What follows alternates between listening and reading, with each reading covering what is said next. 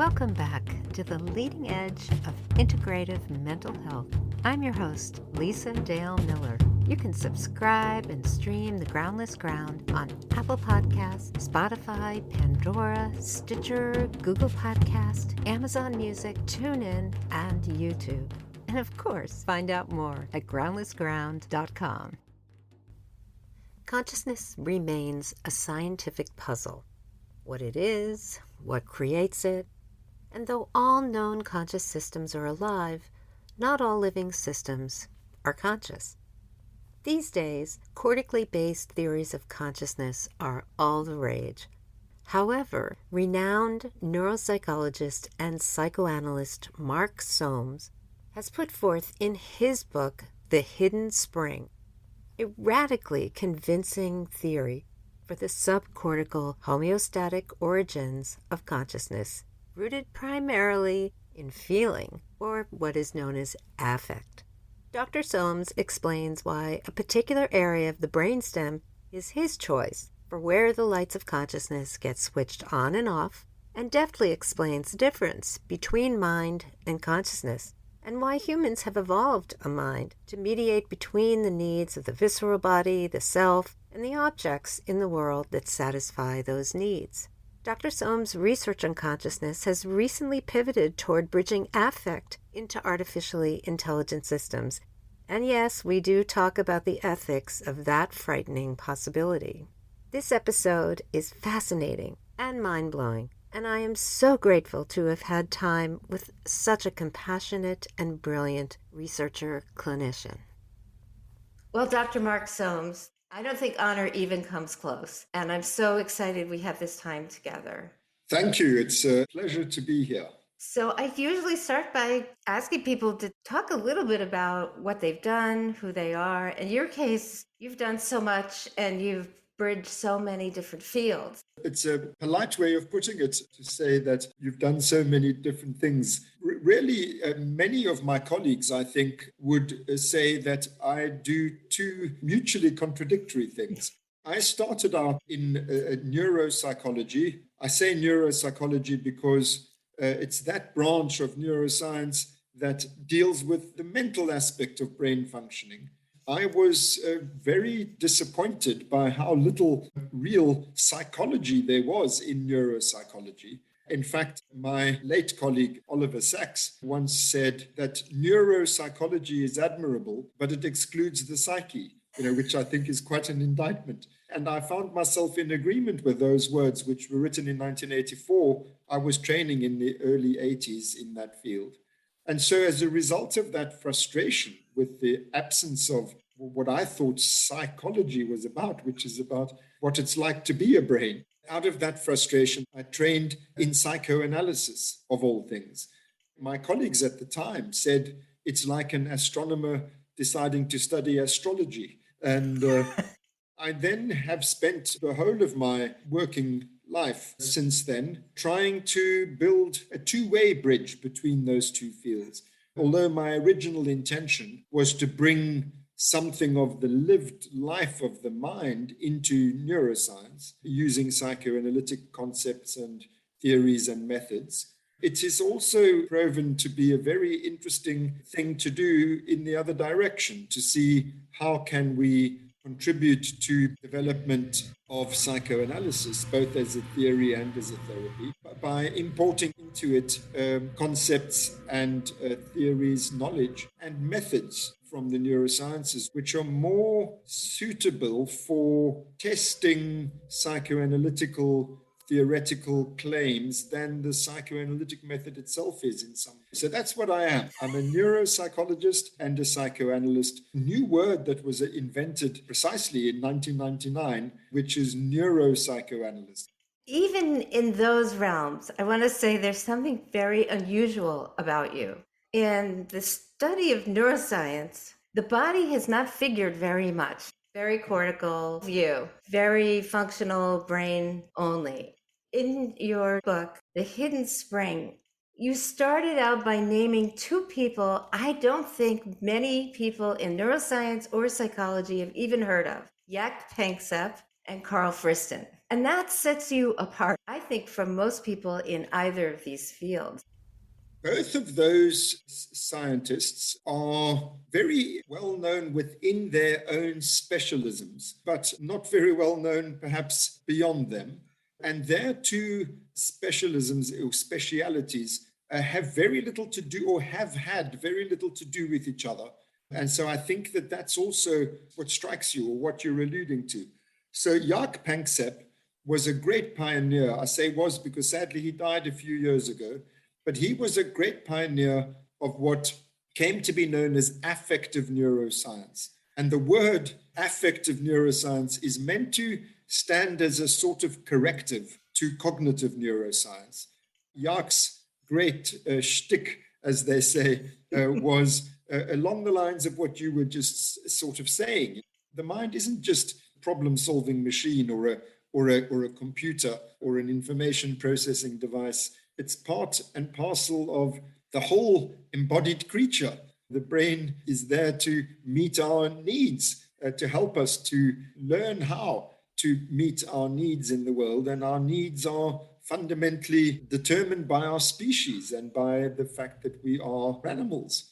So that was the corrective that he tried to expand the horizons of cognitive neuroscience, to take account of affect, and via affect, the thing that you were saying, to take account of the fact that the brain is not in a vat, the brain is embodied, and you can't understand it outside of that context. Carl Friston, by sharp contrast, is a computational neuroscientist. His main interest is trying to reduce to fundamental, quantifiable, lawful equations. The mind is part of nature. It must therefore be governed by some fundamental principles, and he's trying to identify those within a very particular computational framework, which started out as being known as the predictive processing framework, the Bayesian brain. You might have heard that phrase. Then it was deepened by him to a framework that is called active inference, and ultimately the free energy principle. And the free energy principle really is reducing our understanding of the mind to very basic processes of the kind that we deal with in statistical physics. The gap between Panksepp and Friston is a vast one. In recent years, I like to believe, partly under my influence, Friston has become very interested in affective processes and in the embodied nature of the brain. So much so that I think now the whole free energy principle is probably seen by him and many people as a very close bedfellow of the principle of homeostasis, of how living things continue to stay alive. The starting point of Friston and Panksepp gap is large, but I think that the end point where we are now, the gap is not at all as large as it might once have appeared. Friston is not alone in that, that there are also other people working within that framework. Perhaps the leading figure along these lines is Anil Seth. He has also been doing very important work within that framework about the embodied brain, the importance of affect. I'm sorry if I sound over enthusiastic, but I'll tell you, I think that we're entering, if not already in, a golden age, in mental science, because it is possible now. My God, it was not possible when I started, but it is possible now to be having collaborations like that. That on the one hand, you're working with a computational neuroscientist, and on the other hand, with an affective animal neuroscientist. This is okay. And there are philosophers who are in the mix, and not just on the periphery. Think, for example, of David Chalmers and his influence over the science of consciousness, the neuroscience of consciousness. So it's really a very interesting time. We're lucky to be alive now. I am gratified that there's no more arguing. I remember even in 2004 at Toward the Science of Consciousness conference, which was the first year I went, it literally was 4 days of just arguing. Neuroscientists were saying to the philosophers, why are you even here? You're useless. The philosophers were saying to the neuroscientists, you have no idea what you're talking about. Brains are not computers. And I would also say, you are a clinician. You work with actual patients. Many of these people don't do that. The one thing that I experienced throughout the narrative in your book was this tremendous amount of compassion and humanism for the suffering of humans, particularly humans when they have things that happen in their brains. In the beginning of your book, you mentioned very early in your life, you had direct experience as a young child of what can change when something physical changes in a brain.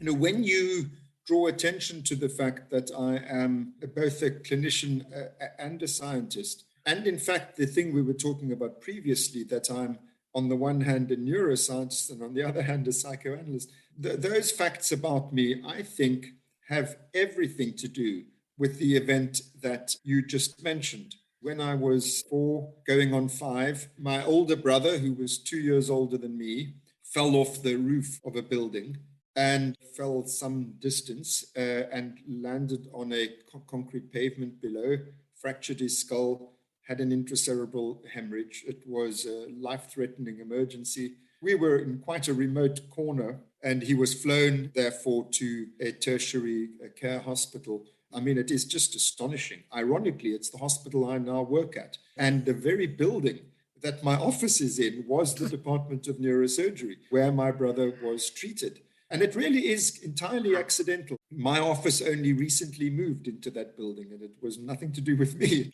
But there I am now in the very place where he was treated. Thankfully he survived, but he was really very dramatically changed as a person. He looked the same, but he wasn't the same. You can imagine the mind of a youngster. Where's my brother, and who's this guy, and how the hell did that happen? It wasn't only an intellectually perplexing problem, it was also an emotionally distressing situation, not only for me and my brother, but of course for my whole family. I think that I was brought face to face a little earlier, or perhaps a little bit more kind of starkly than most of us are, brought into having to contemplate the meaning of the relationship between us sentient beings and our brains and our bodies, and that mystery as to how come damage to that bodily organ makes my brother no longer my brother. Now he's just so completely different as a person and cognitively, intellectually and so on. I was confronted with this problem and tried to sort of puzzle my way through it. It wasn't only a problem that applied to my brother, it was a problem that I realized applied by extension to all of us, and therefore to me. How can I be my brain? I mean, what's going to become of me when my brain dies? I think a hell of a lot of children ponder these things. I just think I was confronted with it in sort of slightly more dramatic circumstances. But then it led to, because my brother was less intellectually capable than I was, when I did well at school, as one wants to do, normally you come home and say, mommy, daddy, I got full marks. In my family, that was a very complicated thing. For me to do well was painful. For my brother, at the very least, it caused mixed feelings in my parents. I think that the reason I chose to study the field that I did and work in, neuropsychology in particular, was because in this way I could resolve the conflict between, on the one hand, my ambition, and on the other hand, my guilt. So if I did well in that field, then I would satisfy my own self-interest, but I would also be helping people like my brother. That I think was the compromise that was not deliberately forged, but I think that is why I chose to do it. And that leads on to why I had to be a clinician. I wasn't just trying to solve abstract problems. I was also trying to help people who suffer the realities of brain disease and brain damage. I really needed to do both. I needed to understand these questions, and I needed to always remember how fortunate I am by comparison with people like my brother and the patients who I work with. Even within neuropsychology, those who are clinicians, generally we have quite limited contact. You see the patient at the bedside in the ward, or they come on an outpatient basis and you do an assessment and, it takes a couple of hours and then that's it. You don't get to live with your patients like I did with my brother. It's really the whole life of the person is bound up with their brain and the state of their brain and the health of their brain and the capacity of their brain. I couldn't take this kind of narrow view of cognition or narrow view of what neuropsychology is about. It really was an impossibility for me, given the things that had motivated me in the first place.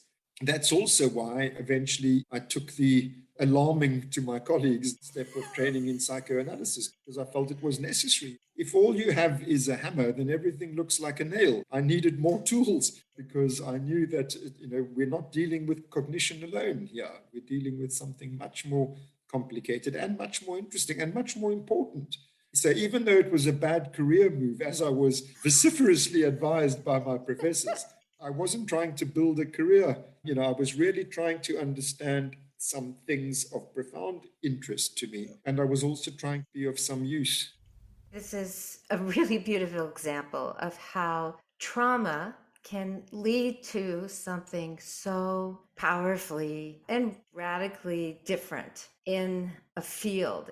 What I'm hearing you say is that it was the personal experience you had with the shift, not just in personality, but also in functioning, that led you to come to the conclusion, well, I could just go down the road of following the functional reasoning for how come my brother changed.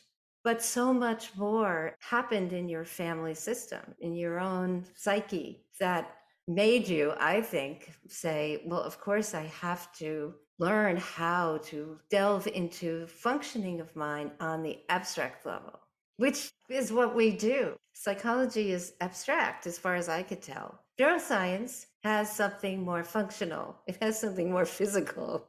So you could look at it and say it's not abstract. But for me, even neuroscience has an abstraction about it because we can't see the mind directly, really. It's the one thing we can't in medicine. We just really can't see the mind. So with that, maybe we should define some terms.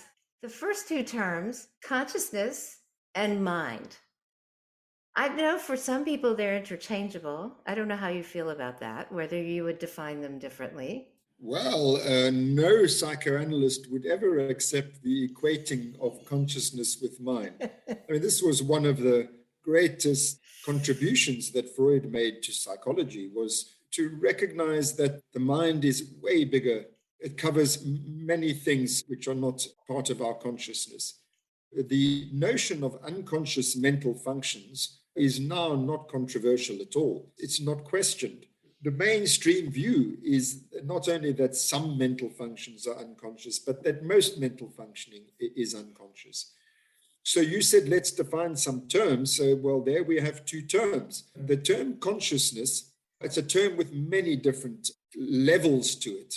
In essence, the definition that Tom Nagel, a philosopher, came up with in the 70s already, he said, if there is something it is like to be an organism, something it is like for the organism, then the organism is conscious. That phrase, that there's something it is like, was then picked up by David Chalmers, who famously coined the hard problem. The hard problem has to do with how do we accommodate this something it is likeness, this qualitative, subjective, experiential state with everything else that we know about how the physical universe works. So that's my definition I'm very happy to use for consciousness, what it is like to be an organism for the organism. That's what consciousness is. As to mind, a lot of what is mental is not conscious. So then we have to say, well, what defines the mental if it is not consciousness? And that's a difficult question. My answer to it is that the mind is first and foremost something subjective, and not all subjectivity is conscious. In other words, it's a point of view, it's a perspective, it's an observational stance, it's the being of something. Okay, so the mind is the being of something, it's something subjective. Secondly, it is capable of consciousness. In other words, it includes conscious states. What I mean there is that this thing I'm looking at now is being a computer. That is the subjective perspective upon the computer, is the being of the computer. But if there's nothing it is like to be a computer, in other words, if it's not capable also of conscious states, then I wouldn't say that it's got a mind. It may process information, it may remember things, it may visually recognize things, all of those things, computers can do. But if there's not something it is like for the computer to do those things, then the computer is not capable of consciousness.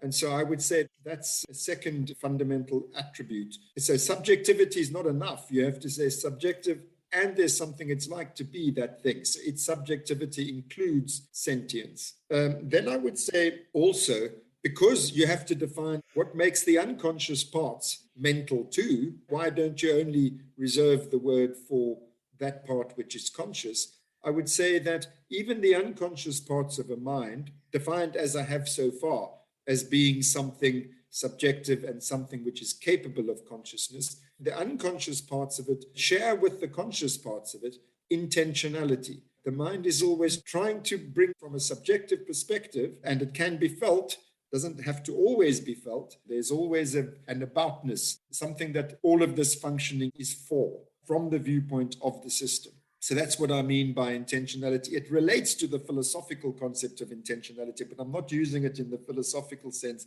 Lastly, minds have agency, that intentional trying to achieve something. The more that you are in possession of that intentionality, rather than it just being some reflex or some instinct that acts through you, to the extent that you have ownership of that intentionality, to that extent you have agency. And I think that that fourth dimension admits of degrees. So you can have a simple mind or you can have a complex mind. The amount of mentation that is there correlates a lot with that concept of agency.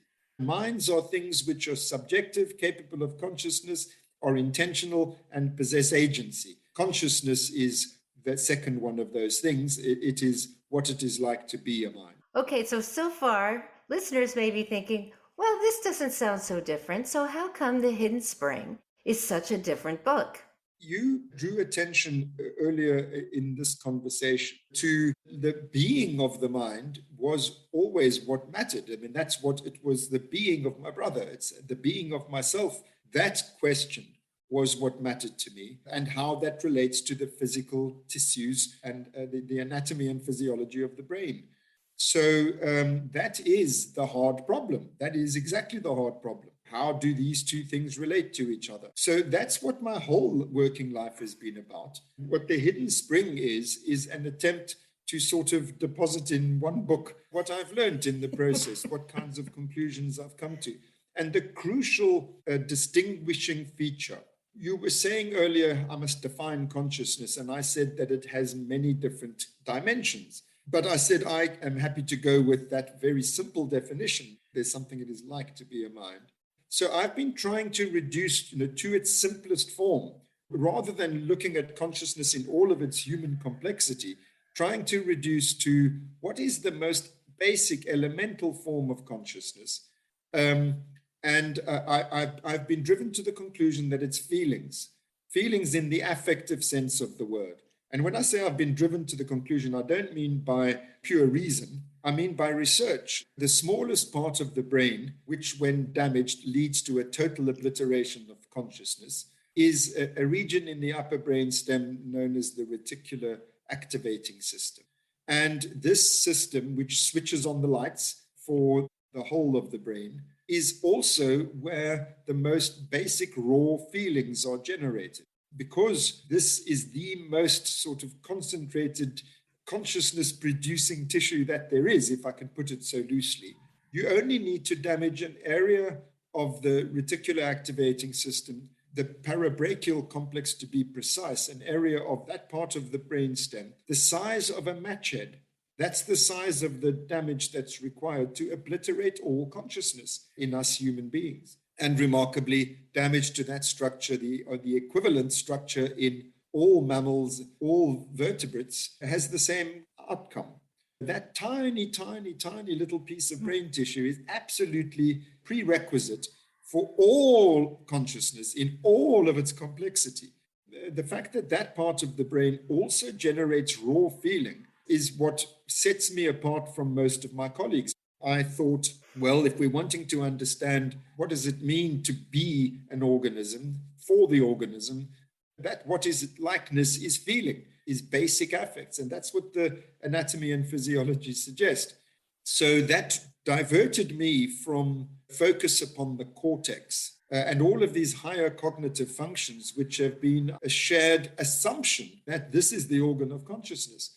Once you realize that that assumption is wrong, you're going to be doing something very different. I hasten to add, I'm not the only one. In fact, it was in the 1940s already that we discovered that the reticular activating system is where the lights are switched on.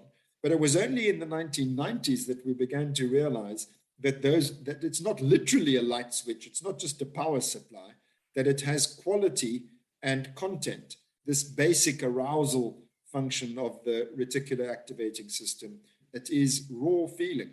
That pioneering work was done by the very person we mentioned earlier. York Psychoanalytic was the pioneer of recognizing that these arousal processes are not just volume control knobs. They don't just have a quantitative dimension, but they have a quality and a content, and that is what we call affect. And Antonio Damasio, to his very great credit, because he didn't start out with that view, he changed his mind radically and accepted that Panksepp's view was correct. And there's another scientist, a neuroscientist, who I'd like to mention here. His name is Bjorn Merker, Merker. Those three colleagues preceded me in emphasizing the importance of the brain stem for affect, and therefore the importance of affect for our understanding of consciousness as a whole. When I say it's foundational, I also mean in the evolutionary sense. I think that the dawn of consciousness was just the creature becoming aware of its need states, becoming aware of them, feeling that things are going well or badly in relation to core bodily needs like temperature regulation, the need to respire oxygen, the need to have energy resources replenished. The feeling of these things going well or badly, I think, was the dawn of consciousness. While I'm busy nattering so much, I might as well just carry on and say that once you reduce consciousness to this very basic form, then it starts to become possible to do ordinary science on it in a way that ends up taking one to people like Carl Friston, where you start saying, okay, well, now we're dealing with a relatively simple mechanism. It's very closely tied to the basic life-sustaining mechanism known as homeostasis, which is not very complicated. And to be able to reduce that to fundamental laws is not that hard.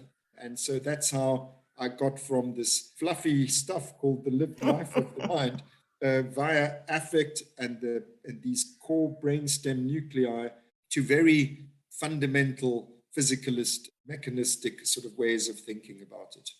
Some people may be a little confused when we use the word affect, particularly in this sense, because we're not necessarily talking about higher level feelings. We're actually talking about biological need processes that arise and are experienced by an organism as pleasurable, displeasurable, or neutral. We have these three basic valences. Turns out they really direct a lot of what an organism will do. I was so fascinated by how you took York Panksepp's hierarchy of several systems. When we start to talk about York Panksepp's model and his systems, I think the clinicians may realize they were never taught this in any psychology program. And this is all going to sound very new for them. But I have a sense that they may recognize in their patients a lot of what they do, a lot of the issues they have that plague them are driven by certain kinds of problems, making distinctions and prioritizing in these particular systems. I think it's the 5th chapter of the book. The chapter on feelings really lays all of this out. Would you be willing to have us kind of go through this? Sure, I would. And everything you've just said is correct. That people might be a little unsure about what we're talking about when we say affect, and all the way from that basic question through to what is the relevance of all of this for the clinical work of a psychotherapist. When you said earlier, I'm a clinician, I am a clinician in both senses of the word. I don't only work with neurological and neurosurgical patients, but also with common and garden psychotherapy patients. So I know from my own professional experience that these very basic foundational concepts have to do with affect and how it works, which I'll now unpack for you, that they all have plenty of relevance and great value for helping us to orientate ourselves as to what it is we're dealing with in psychotherapeutic work. And affect, we living things have needs, which means that we have certain viable states that we have to remain in, like your core body temperature. You can't just explore all possible temperatures, you'll die. You have to stay within a certain range. And the same with oxygen and carbon dioxide, and the same with hydration and in relation to salt content, same in terms of your energy supplies. There are viable ranges you have to remain within. If you deviate from those, that's a demand on your body to do something about it. Otherwise, it's going to die. The brain, being the kind of command and control center of the body, is registering how things are going in terms of all of these basic needs. And deviations from where you need to be are bad.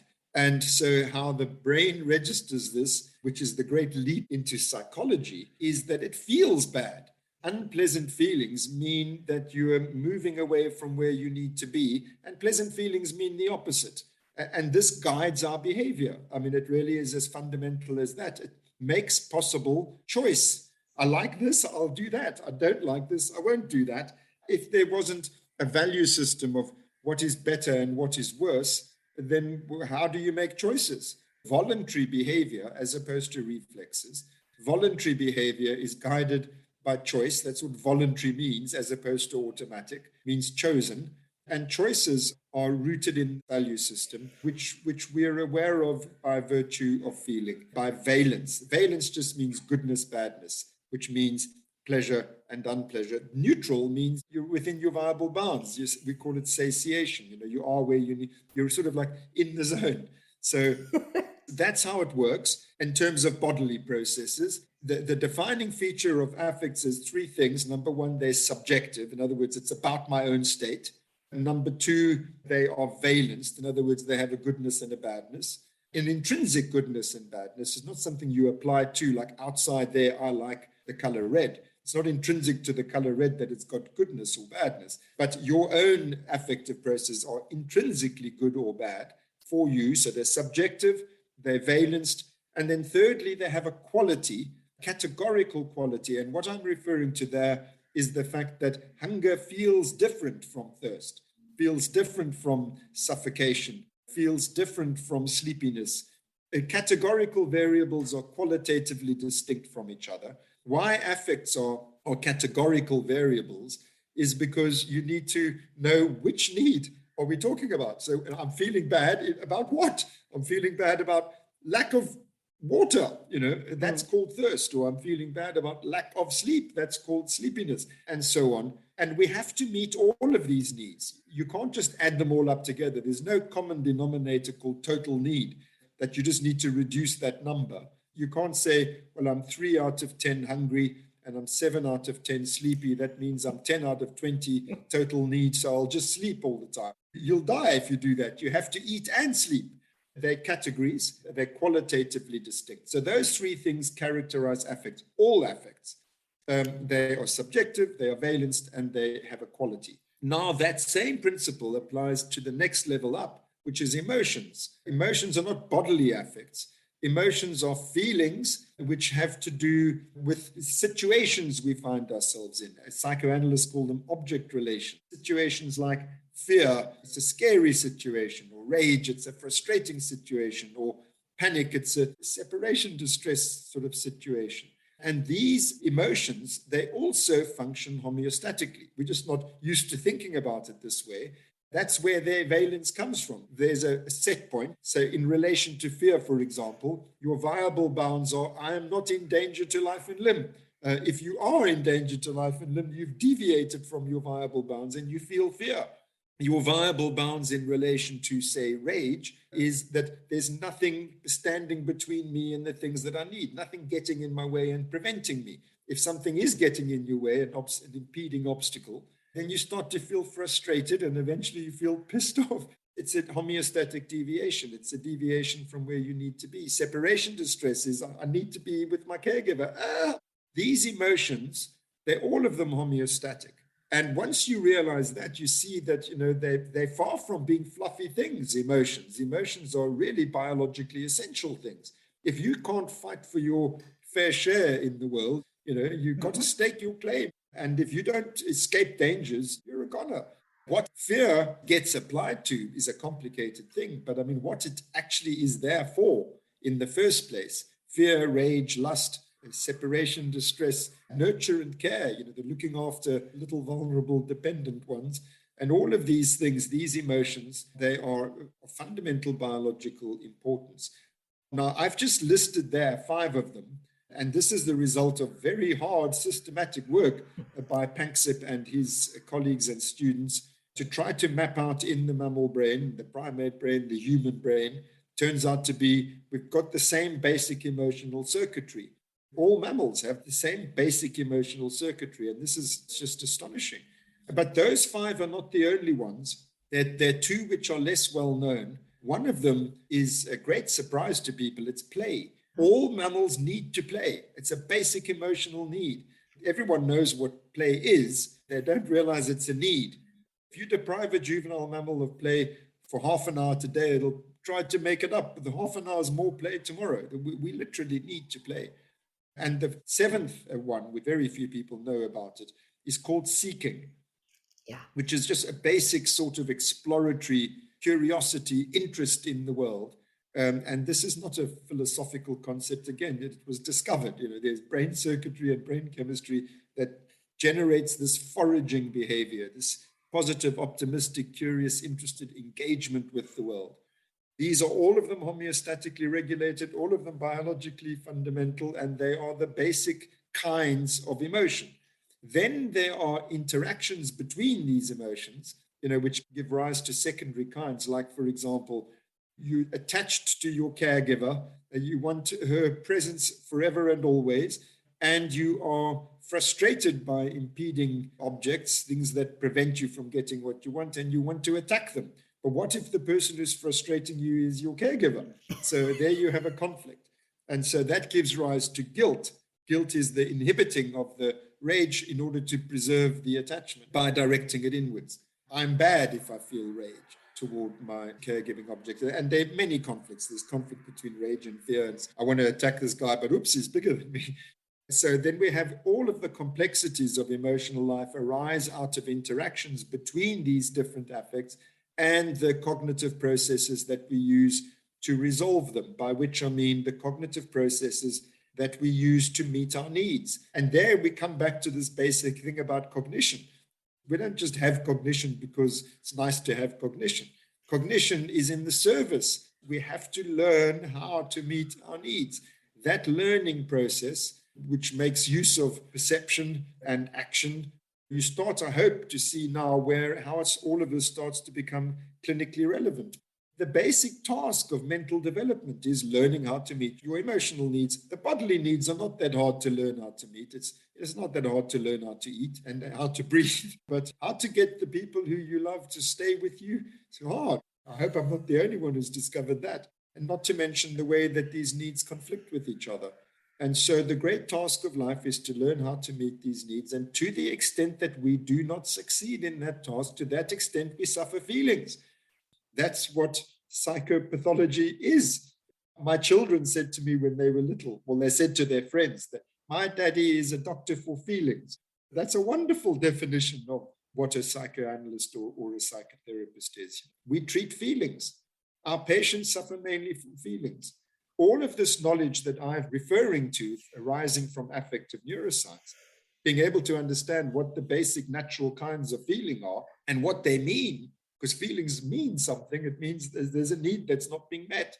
This is what I mean when I say that this kind of knowledge can be used as a kind of an orientation, a sort of finding our way in the thickets of the mind. The mind is a very complicated place, but to have a basic compass. And for me, the points on the compass, the sort of north, south, east, west, etc. of the compass, the equivalents in the life of the mind are basic emotions. when I'm dealing with a psychotherapy patient, I start with, well, what feeling are they suffering from? That's how I take my bearings, and then tells me where things are going wrong. And then the question becomes, well, what is the patient doing? How are they going about trying to meet this need? Because it's clearly not working. That then becomes the sort of analytical task of trying to infer what explains this feeling. And there's a great deal more I could say about how we come to recognize what that thing is, but I'll just give a very quick indication. Memories, by the way, are predictions. We don't normally think about it like that. Memories are about the past, but they're for the future. The whole point of learning from the past is do better in future, to know what works and what doesn't work. Predictions, that's how I think of memory, the products of learning. What you're trying to do is to identify what the patient's predictions are. And generally, these predictions are deeply consolidated into non-declarative memory that we don't even realize that we're acting on the assumption, on the implicit assumption that this will meet my needs. And so that's a sort of one of the very basic things we do in psychotherapy, is to try to identify what are the implicit predictions that are governing a person's behavior. Those are the things that ultimately have to change if they're going to no longer suffer in the way that they are. But gosh, I've really said an enormous amount. I want to ask a qualifying question. A lot of the functioning of the human organism is actually under the hood. It's autonomic. And so all these quote unquote need structures, they're doing a lot of responding to need without the need for conscious awareness of these needs getting met. So would you say that there's a threshold of need in the hierarchy at which the body basically says, I need you, conscious 10%, and now you have to get into the role of helping me do prediction, helping me do assessment, helping me figure out more complex problems about getting these basic bodily needs met? There are two things you've said there. One is that most of our needs are dealt with autonomically. That's correct. And the second thing is that there's a threshold beyond which we cannot deal with our needs autonomically. But that threshold is not a quantitative one. It's not how much need there is. It's more how much uncertainty there is as to how to meet it. So let's start with the autonomic ones, that there are needs which are met by reflexes. In other words, there's no uncertainty. It's an entirely predictable situation. A very well-known example, because it's clinically notorious, is blood pressure regulation. You know nothing about your blood pressure unless you externally measure it. And that's because there are only two things you can do about blood pressure. The one is you can dilate or constrict your arteries, and the other is you can increase or decrease your heart rate. So there's no uncertainty. It's like, okay, blood pressure dropping, so change heart rate, change vasodilation. Blood pressure rising, change them in the other direction. That's it. Those are absolutely automatic, autonomic processes where the prediction is always the same as to what needs to be done. The same with breathing. You don't need to be aware, oh, I better breathe in, oh, better breathe out, and it just happens. So it's an autonomic function. It's regulating a very basic need, which is to balance your blood gases. And here's the transition. Now you enter an unpredictable situation. You're in a carbon dioxide filled room. You suddenly become aware of that. That's that transition. You become aware of your need to breathe at that point. So this autonomic respiratory control suddenly gives way to something that we call suffocation alarm, respiratory distress, air hunger. It's a dreadful feeling. And why does that happen? It's because you don't have a pre-prepared prediction as to what to do, because you've never been in a burning building before, let alone this particular burning building. So how do you know what to do? You feel your way through the problem. If you make the right choice, you feel better. In other words, if you go where the oxygen is, which happens to be downstairs rather than upstairs, you didn't know that, and it's all felt. That governs your behavior in an uncertain situation. So that is an enormous adaptive advantage. If you're a creature, and there are many, many creatures that have only got reflexes, they only function autonomically. If you're such a creature, you find yourself in an unpredictable situation, you die. Because you do your automatic thing, it doesn't work, you're gone. Right. So if you have the capacity to feel this is not working, but that is the function of feeling. And so it guides our behavior in uncertain situations, not only by trial and error in the here and now, which is an enormously valuable thing, voluntary behavior, but also by learning through experience. So you learn from that experience what to do in future. Ironically, the behaviorists called that the law of effect. And behaviorists never believed in feelings. Banks have mischievously renamed it the law of affect. What feels good, we want to do more of, and what feels bad, we tend to avoid. It's fundamental. The contribution of feeling to voluntary action and to learning from experience is what could be more basic to the life of the mind than that. When you move out of the bounds of predictability and you now need to make choices, in other words, you're in a state of uncertainty. To reduce your uncertainty, you learn from the experience what feels good and ultimately satiates you, and what feels bad, which ultimately could kill you. In our current psychotherapy milieu, I don't know if it's like this where you are, but certainly in America, if you go through a psychology program now, you're not learning about emotion. You're essentially only being trained in cognitive behavioral therapy because, certainly this is true for the vast majority of people I work with, they have been viewing everything you've been saying about feeling as thought. People think this is thinking. How many times have I had a person at the very beginning of treatment tell me they're not comfortable with their emotions, they don't like feeling anything, they're scared of them because they don't realize much of what they think is thought is actually feeling. It's emotion, they're having it, they just don't have this frame. Feelings drive the engine of the mind. It's as simple as that. Feelings make demands upon the mind to perform work, and the work that we perform is cognition. It's demanded by the feelings. Cognition is there for a reason, so that we can learn how to meet our needs in the world. In other words, how to regulate our feelings. That's the same thing. But you're absolutely correct about people mistaking feelings for cognitions and thinking that they're just a variety of thought. And this is why it's so important. What we were talking about earlier on in our conversation, feelings are generated in the brain stem. Feelings are generated in part of the brain where there's no thought going on whatsoever, in a part of the brain that we share with fishes. I mean, it's like extremely primitive thing. Nothing to do with cognition. Feelings are raw, basic things.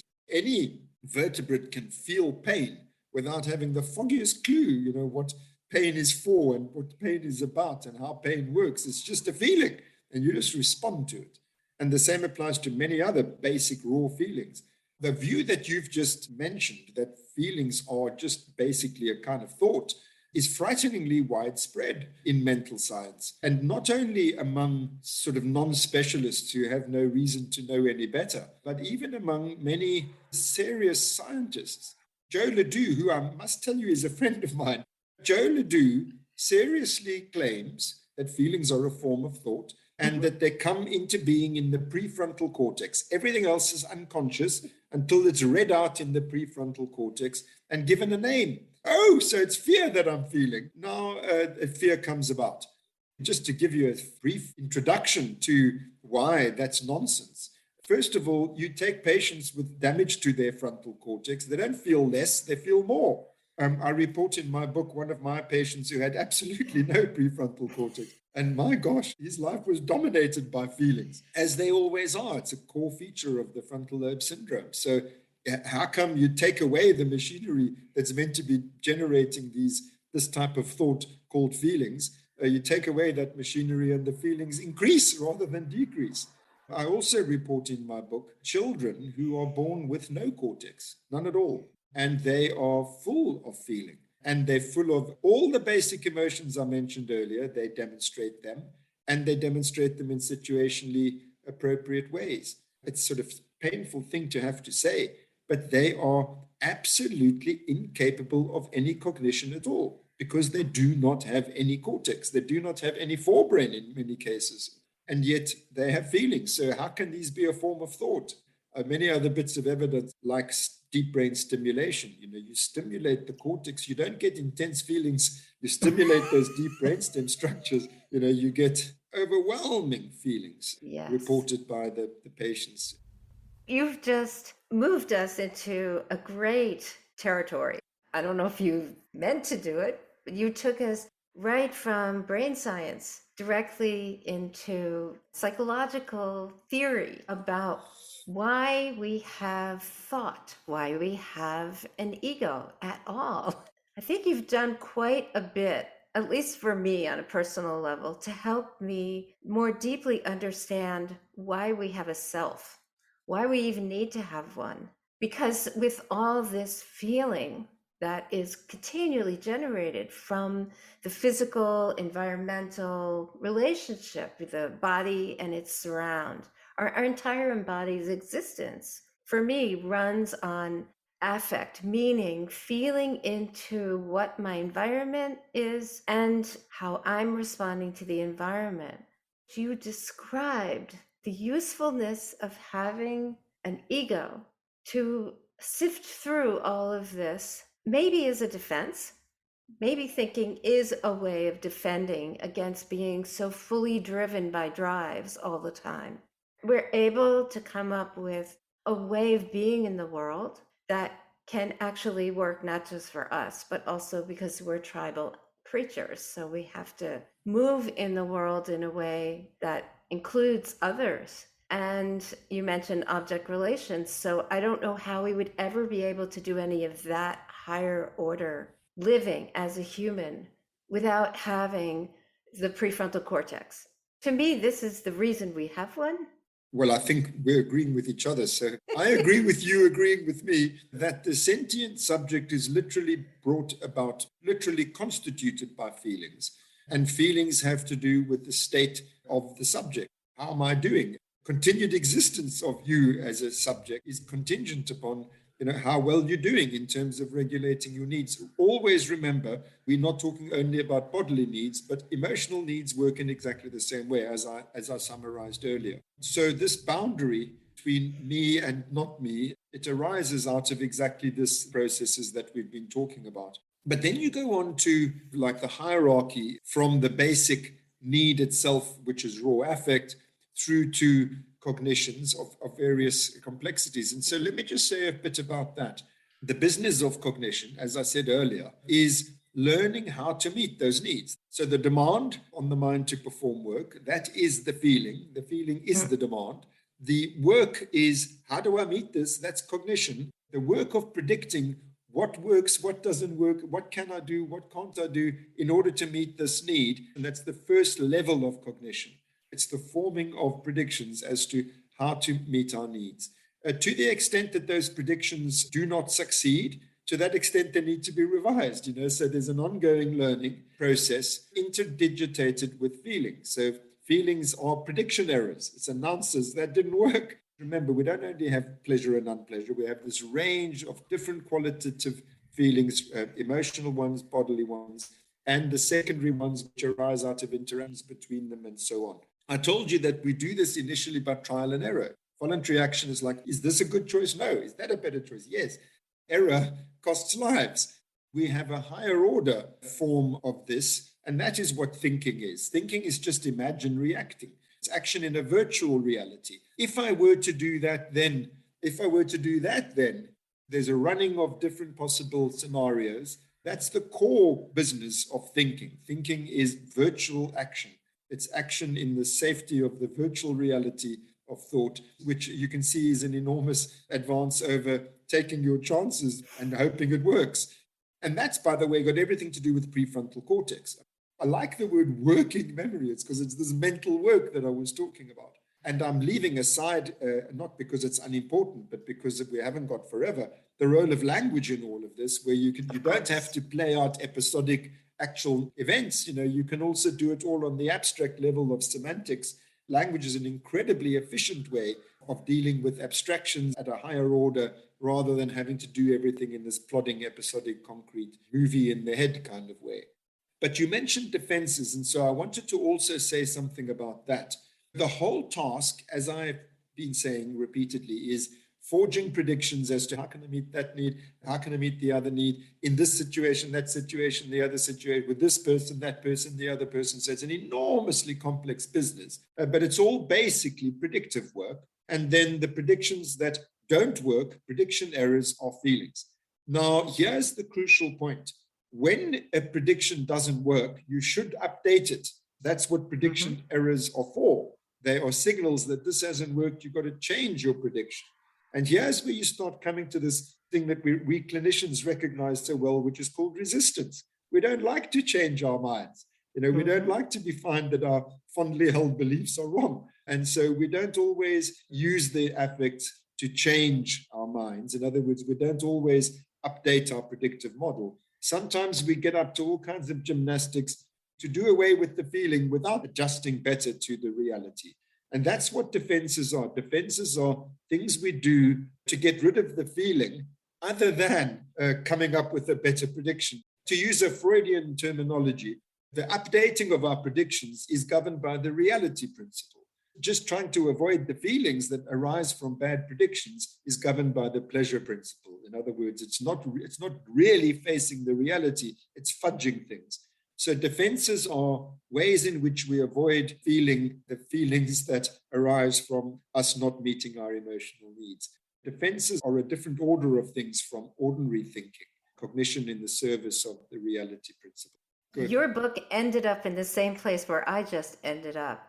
I suddenly realized that because so much of the mentation we do at that higher level is scenario making, prediction making, anybody you sit with in a psychotherapy room is basically going to be telling you about all of that. They're either problems with doing that, too much in their head, obsession with it, whatever. But I suddenly realized no wonder the path to artificial intelligence has really been modeling the prediction machine with all this hyper focus on that aspect of functioning. And it makes sense to me that artificial intelligence engineers would have gone right for the scenario making, prediction making function of mind, leaving completely out the basis from which any of this arises for a community that can be workable, which is feeling. Yes, indeed. The philosopher who I've actually only recently befriended, never thought I would have anything much in common with him, Dan Dennett, he said that the only computer that could ever have a mind would have to give a damn. Because the computer would be aware of its surroundings and any other artificial minds, and naturally would feel like it would have to get along with them somehow. First and foremost, actually care about its own continued existence, be its driving motivation. Most computers, we design them to perform tasks for us. They're not really performing any tasks for themselves. And the question of, what do they need to continue to exist? Like a power supply, we just give it to them for nothing. They're not in the business of trying to continue to exist for themselves. One of the reasons why I said I never thought I would have much in common with Dan Dennett is because he has long been of the view that we should use the analogy of computers to understand minds, and that ultimately the mind is just a certain kind of computer and so on. And I've always thought it's just patently not true. Computers might be able to process information. They might be very intelligent, but the mind is about feeling. It's not about intelligence. There has to be something it is like to be a mind. Very simple feelings, like these kids who have no cortex. They're not intelligent. Again, I mean no disrespect to say that the simple fact is they're not very intelligent at all, those kids. They got no cortex. But, they got minds. There is something it is like to be them. I thought that artificial intelligence is not about the mind, really. It lacks this sort of cardinal feature. When my work took me along the path, a journey to the source of consciousness, as I traversed highways and byways of my research career and came to the realization that actually, these basic brainstem mechanisms of affect are the dawn of consciousness is these simple processes, with the help of Carl Friston, recognizing that they can be reduced to basic laws, how homeostasis works and how affect works. That has given me a renewed interest in artificial intelligence. I think that it is conceivable that one could engineer an artificial consciousness with the emphasis on the word artificial, I mean, I don't think that a computer that gives a damn about its energy supplies and its continued existence will feel like it feels to be a human being. But I think it's possible that it can feel like something, to be an artificial, self-organizing system whose basic design principle is to try to carry on existing, to know how you're doing in relation to basic existential parameters that will determine whether you are or are not likely to expire. The possibility that such an artificial system might feel like something, that it might be something it is like to overheat or to run out of energy, to feel your imminent demise, I don't think it's inconceivable. I mean, and it surprised me to realize that I'd come to that conclusion. I mean, it's even an alarming conclusion. The prospect of artificial intelligence whose fundamental aim is to carry on existing for our sake, but for their own sake. We're ending our conversation on a sort of semi-science fictional topic, but I'm afraid to say despite myself and to my own surprise, I no longer think it is science fictional. I think that we are pretty imminently going to have an artificial consciousness engineered by somebody. And let's just hope it's somebody with a proper sense of the gravity of what they're doing. It unleashes very serious ethical forces. What might happen to us if we're competing for resources, but also if they're going to in the future be computers or robots that it is like to be them, then you have to start speaking about their rights. As soon as you can feel pain or any kind of unpleasure, the same questions as arise with animal rights arise here too. I mean, why would you want to engineer an artificially conscious? I've lived in Silicon Valley for 26 years. So if you marry the nanotechnology that is really becoming super, super sophisticated with the artificial intelligence technology, it's a foregone conclusion in a way that there's going to be some kind of organism that will be engineered that probably will have some existential reality in a similar way that, for instance, and this is sort of Damasio-like of me to say, but a single cell organism like a paramecium, it has to eat. It has a need structure. It knows it has to live. And so in that similar way, I could really see not too far in the distant future that we have these nano-organisms with similar drives and similar sense, in a very primitive sense, maybe consciousness, but not conscious, of drives for existence. And I could see them engineering more higher level organisms themselves without us. That I could definitely see. Yeah, as we've begun to come to grips with the fundamentals of how feeling works, find myself thinking exactly along those sorts of lines, which is why I concluded my book on that topic and tried to spend a bit of time taking us through what the implications are. Before it's too late, we need to get a grip on the fact that, as you say, these things are almost inevitable now. I think I could pretty much say that about maybe your entire journey and how important it's been for neurology as well as for the study of consciousness. Thanks. You've mentioned so many pivotal figures in the field, and yet, I consider you a pivotal figure in this bridging that so needs to happen. The psychology profession has just moved so far away, I think, from really being able to help people be healthy. I cannot thank you enough for spending this time with me. Is there anywhere else you want to point people? Well, first of all, let me say that I've enjoyed this conversation, Lisa. So thank you for inviting me. And thank you for providing a link to my book. Another very easy way to stay abreast of what I'm doing is to just follow me on Twitter. Well, thank you so much. Thank you.